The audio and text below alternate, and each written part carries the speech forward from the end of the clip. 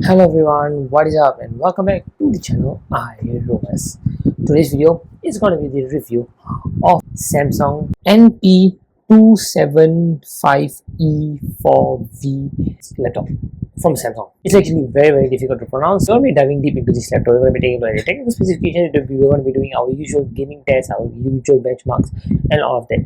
And in the end, we're going to be taking a look if this laptop from 2013 is still usable in 2024.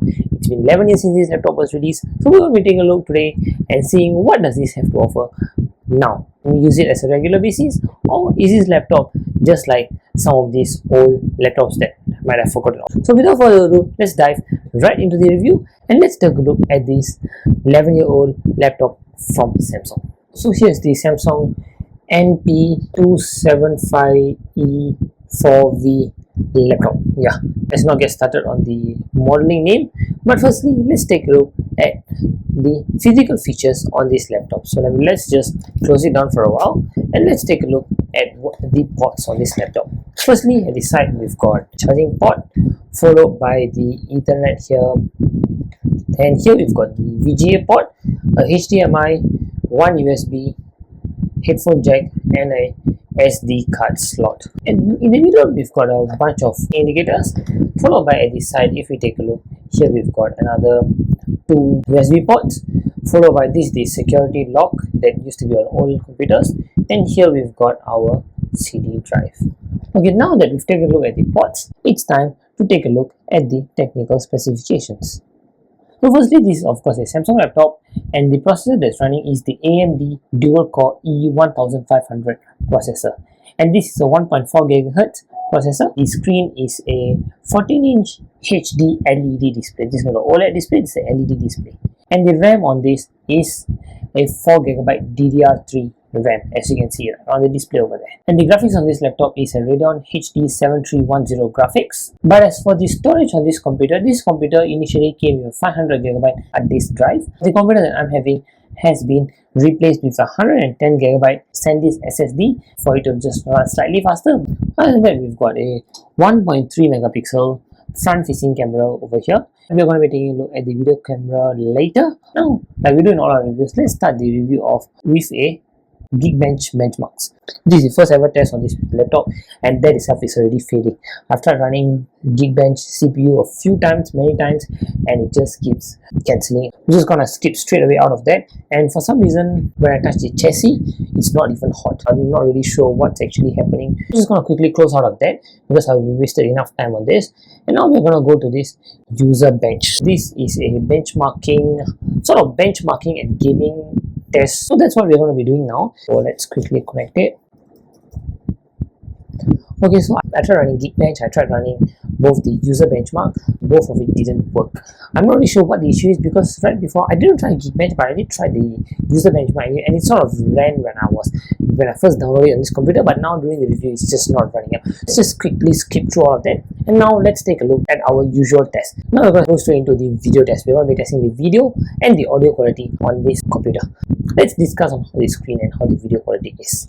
Here we've got some copyright-free airport footage. I decided to use some airport footage. All this while we've only been using nature videos. Take a look at it, let me know how is it in the comments below. I feel like this footage is not really that high of a quality. Another reason why this video is quite blurry is because this video is actually at a quality of 360p. The max that I can bring this laptop is up to 1080p HD, but I really couldn't do it on this laptop because it was just fully lagging, and I really couldn't get to play on 1080p. So that's another bummer. And the laptop is already thermal throttling. I tried running Geekbench, I tried running this. Even though the laptop isn't technically per se hot, the laptop is already thermal throttling and it's already lagging a lot. Now that we've taken a look at the screen quality, now let's take a look at the speaker quality of this laptop. And now let's play this copyright free music that I have here. Let's play it and let's take a look at the sound quality.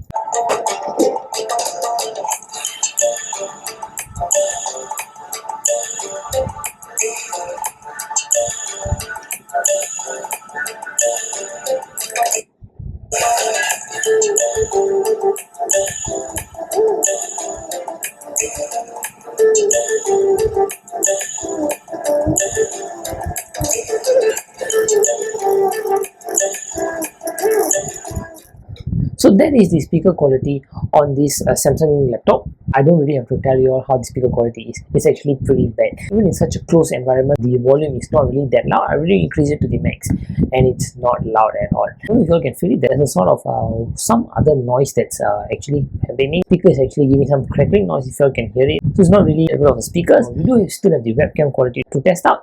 But before that, I just wanted to talk about my experience in using this laptop. Usually I'll try to use this as my main computer.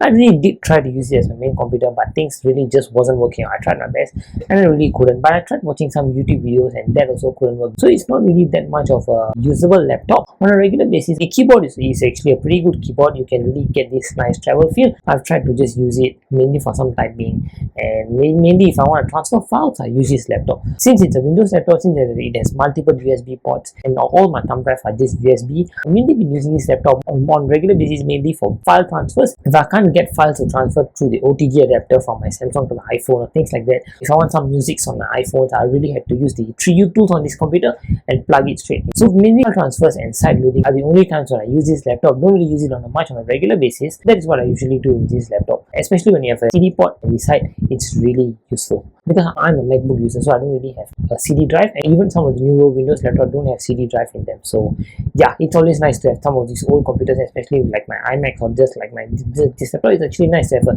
CD drive just in case you're someone who's using a CD. I know that a lot of you are not using CDs, but hey, if you're using CD, then this laptop might have been a good use case for you. Now let's take a look at the camera quality on this Samsung laptop.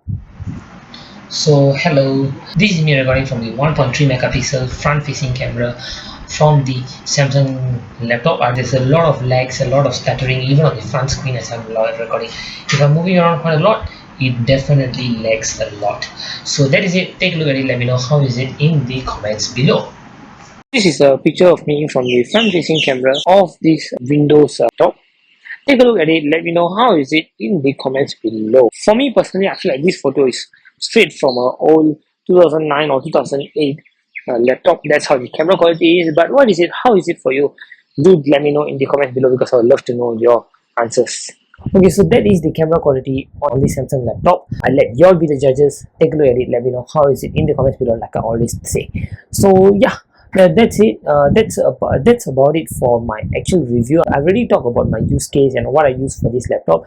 I really wanted to do Geekbench. I really wanted to try a lot of things, but this laptop just couldn't accommodate to it. So I guess that will be it for my review on this Samsung NP275E4V Samsung laptop.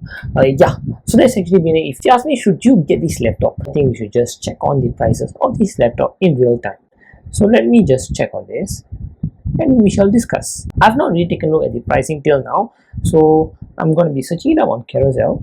So let's see, because Carousel is the app that I usually use to check on all the used market pricings. So let's put this model number here and let's test it out. Okay, so the results turned out to be just $80 to $100. $80 to $100 is the value for this laptop now in the used market, and that's also not a lot of people are selling it because yeah, really such an old laptop, using it for proper just word documentation typing are the only use cases for this laptop. Other than that, I don't see anything else. And as for mine is always plugged in, like you all have seen just now. The battery has been died. Always have to plug it in. I guess that isn't much of an issue for this laptop. Not everyone is going to be carrying it around, but hey, just wanted to mention it out. And if you're having this laptop, if you're planning on changing the battery, I would say it's definitely not worth it. But if you want to just bump up this laptop and bump up the RAM, that you can go because it's a DDR3 RAM. DDR3 RAMs are actually pretty cheap, so you can get that. Just do a RAM upgrade, just make it slightly faster. But doing an SSD upgrade or hard disk upgrade, not really recommended. Mine SSD upgrade was done long time ago, so that doesn't really matter. But if you're going to be doing an SSD upgrade now, then I would not really recommend it because you're going to download the software all over again for this laptop. Not really worth it. But if you got this Samsung laptop for free and it comes with a missing SSD, then you can consider upgrading to it. So other than that, that's actually been it. If you like what you do, click the like button, don't forget to subscribe, turn on notifications so you get notified whenever I post a video. With that, thank you so much for watching and I'll catch all of you in the next one. Bye bye.